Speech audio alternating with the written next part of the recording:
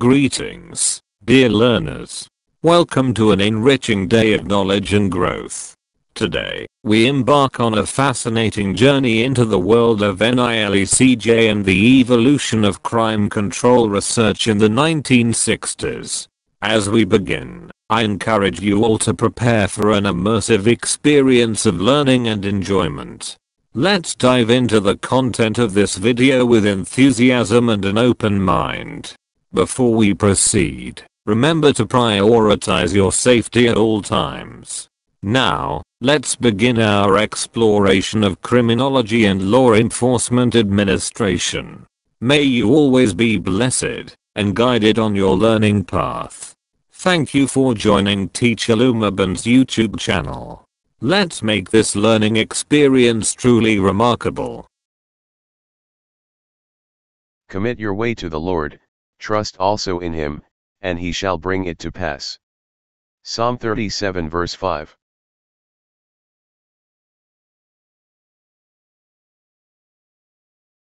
The National Institute of Law Enforcement and Criminal Justice, NILECJ, was established through the Omnibus Crime Control and Safe Streets Act of 1968 and officially began operations on October 21, 1968.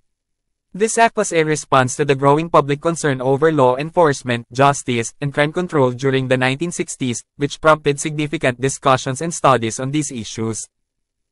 Ang National Institute of Law Enforcement and Criminal Justice, NILECJ, ay itinatag sa pamamagitan ng Omnibus Crime Control and Safe Streets Act of 1968 at opisyal na nagsimula ng operasyon noong ika-21 ng Oktubre taong 1968.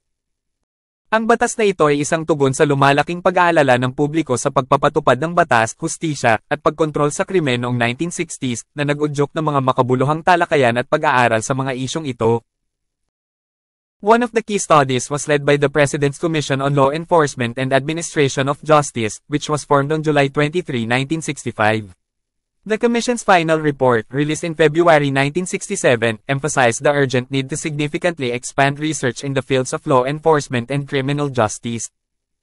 The report noted that while the United States had harnessed scientific discovery to address challenges in health, national security, and other areas, the same level of innovation and research had not been applied to crime and criminal justice. It stressed that virtually every aspect of crime and justice required further research.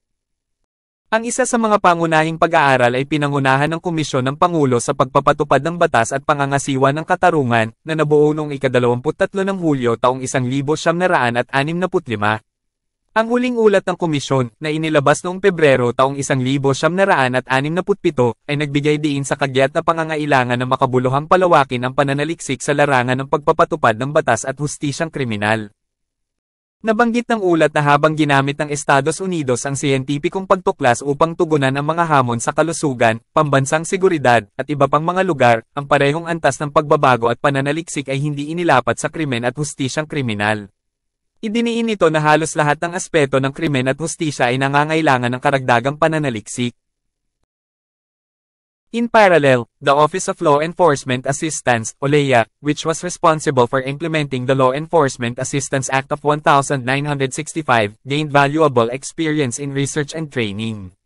Over its 3-year tenure, the OLEA sponsored numerous projects across the country through its grant programs, contributing to advancements in law enforcement research and practice.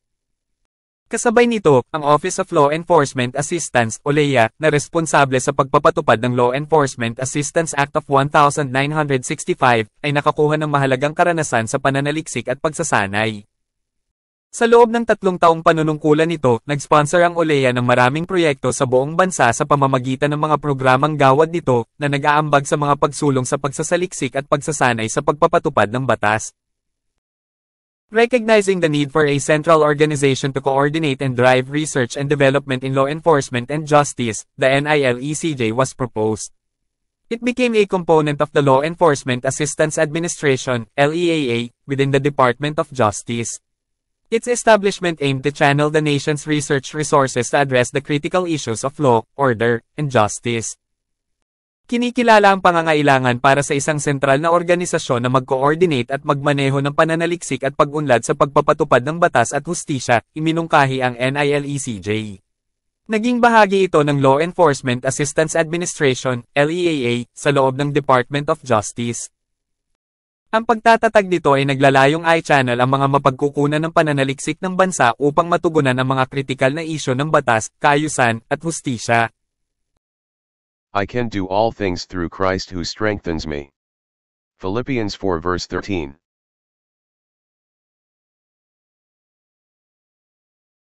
I hope you enjoyed and learned something new from our topic learning guide to criminology, law enforcement administration.